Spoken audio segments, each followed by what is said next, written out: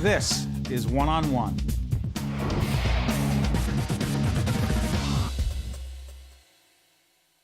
Dr. Elizabeth Bennett is Vice President for Species Conservation at the Wildlife Conservation Society. Good to see you.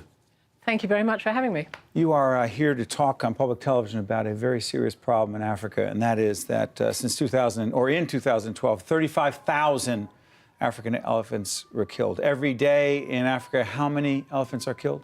About 96 elephants are killed every day in Africa. Okay, so I'm sitting there saying they're killed because? They're ivory.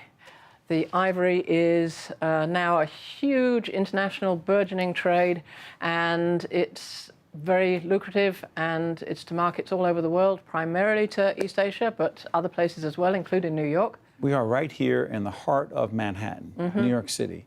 You told me right before we got on the air that we have a huge ivory trade here.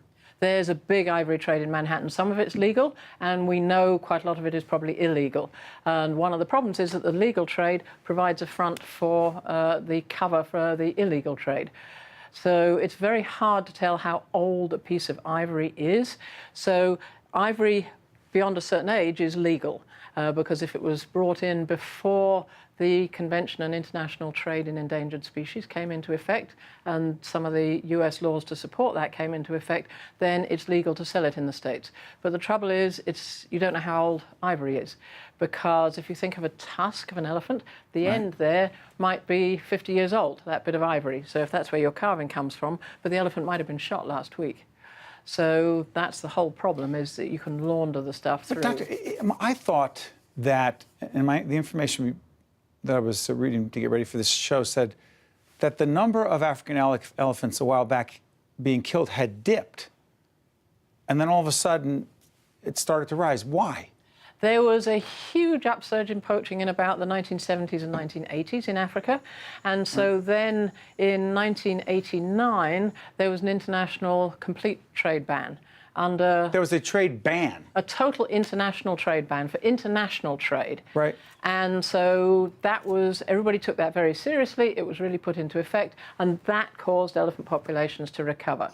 But then since then, really with the opening up of middle class in parts of East Asia and the rise in demand for ivory, that's caused that basically to break down.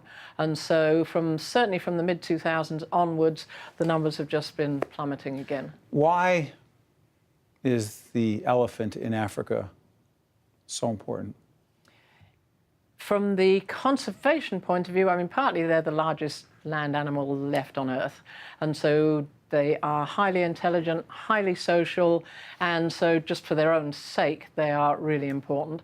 They are also very important in terms of keeping the ecosystem healthy. Make that clear. The forests and savannas are a mix of all sorts of complicated relationships between the plants and the animals and the environment, and elephants are really important for that. So they are, being so big, they can disperse seeds that other species can't disperse, and some seeds will only disperse after they've been through the inside of an elephant and been sort of fertilized on the way. And so if you lose elephants, you'll lose some of those plants.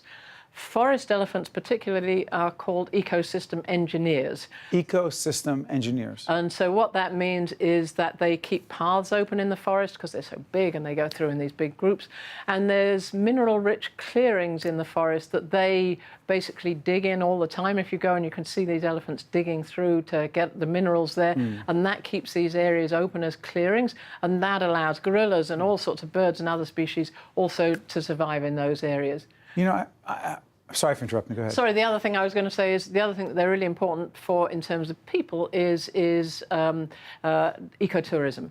So if you think of why do people go to Africa and spend their ecotourism dollars in Africa? I don't want to see elephants. They want to see elephants. And that's hugely important, and it's really important, particularly for savanna countries in Eastern and Southern Africa, is having elephants there is a major tourist draw, and that brings in some of the country's largest foreign revenue. People watching us on public television right now, many of them are asking the question, if I care about this, which you should, what can and should I do? What's the answer?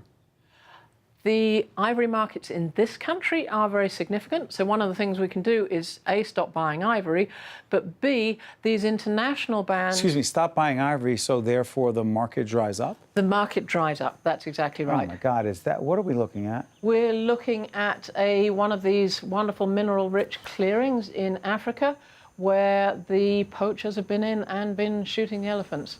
Part of the trouble with them congregating in these social groups in these clearings is that if you know where they are, you know where to go and poach them. Sorry, I just want you to describe that. Finish your statement about if we want to be helpful. If we want to be helpful, basically what we need to do is stop the demand for ivory at least until populations recover and we can get some really good enforcement systems on the ground.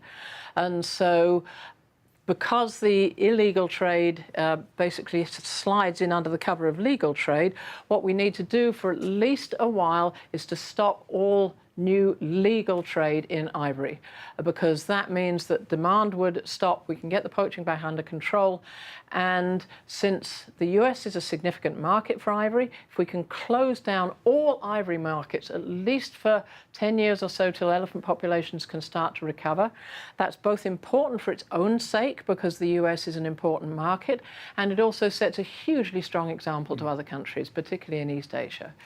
Dr. Elizabeth Bennett, I want to thank you for joining us and talking to us about something that is important to us. Even when we are in New York City, what's happening in Africa affects all of us. We need to be a part of the solution. I want to thank you very much. Thank you very much indeed. One-on-One with Steve Adubato has been a production of the Caucus Educational Corporation, celebrating 25 years of broadcast excellence in partnership with St. Joseph's Healthcare System. This special edition of One-on-One with Steve Adubato is brought to you from the Tisch WNET studios at Lincoln Center. Funding has been provided by Virtua, NJIT, New Jersey Natural Gas, Horizon Blue Cross Blue Shield of New Jersey, TD Bank, and by the New Jersey Education Association. Transportation provided by Airbrook Limousine, serving the metropolitan New York, New Jersey area.